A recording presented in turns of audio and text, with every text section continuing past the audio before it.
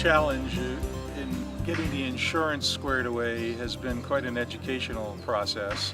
There's all these different categories of coverages that are very important to how you can look towards your rebuild process.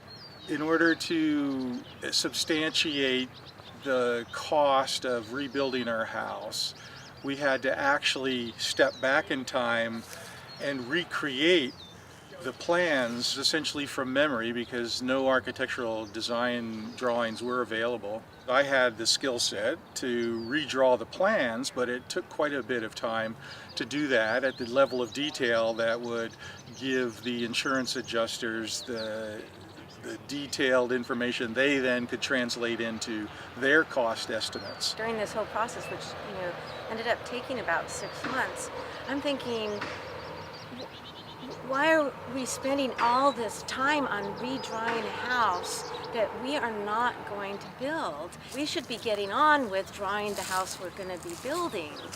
As it turns out, that was the best investment in time that Bill could have been doing because... Well, the net result was that we were able to get the maximum dollar amount, and through that effort of essentially redesigning a house that you're not going to rebuild, we were able to secure at least the paper value of the house that we had insured. We want to make changes. We want to take advantage of some of the opportunities that have been side effects of this fire. For instance, I live on a heavily wooded piece of property. Many of the trees are damaged, so we have the opportunity to re-site the home, not dramatically but subtly, to take advantage of energy concerns, to be able to build a more solar friendly home and incorporate a lot of the new technologies that make the house more efficient.